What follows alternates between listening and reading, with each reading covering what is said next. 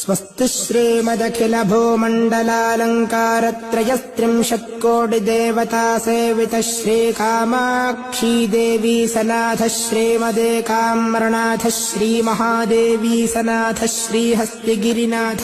साक्षात्कार परमाधिष्ठान सत्यव्रतनामाङ्कितकाञ्ची दिव्यक्षेत्रे शारदामठसुस्थितानाम् अतुलितसुधारसमाधुर्यकमलासनकामिनी धम्मिल्लसम्फुल्लमल्लिका मालिका निष्यन्दमकरन्दझरी सौवस्तिक वाङ्निगुम्फविजृम्भणानन्दतुन्दिलितमनीषिमण्डलानाम्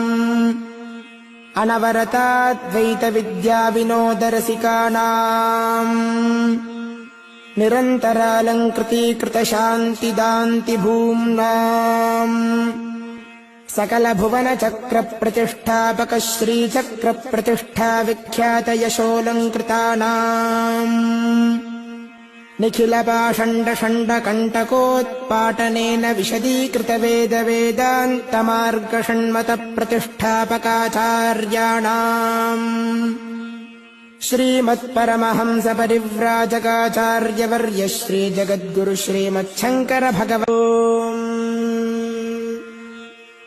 स्वस्ति श्रीमदखिलभूमण्डलालङ्कारत्रयस्त्रिंशत्कोटिदेवता सेवितः श्रीकामाक्षी देवी सनाथः श्रीमदेकाम्रनाथः श्रीमहादेवी सनाथः श्रीहस्तिगिरिनाथ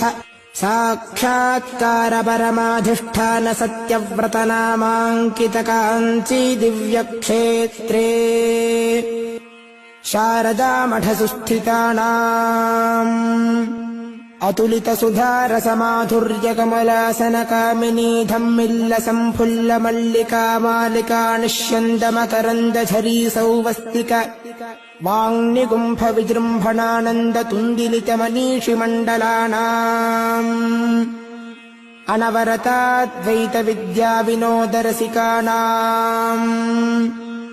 निरन्तरालङ्कृतीकृतशान्तिदान्तिभूम्नाम् सकलभुवनचक्रप्रतिष्ठापक श्रीचक्रप्रतिष्ठा विख्यातयशोऽलङ्कृतानाम् निखिलपाषण्डषण्डकण्टकोत्पाटनेन विशदीकृतवेदवेदान्तमार्गषण्मतप्रतिष्ठापकाचार्याणाम् श्रीमत्परमहंसपरिव्राजकाचार्यवर्य श्रीजगद्गुरु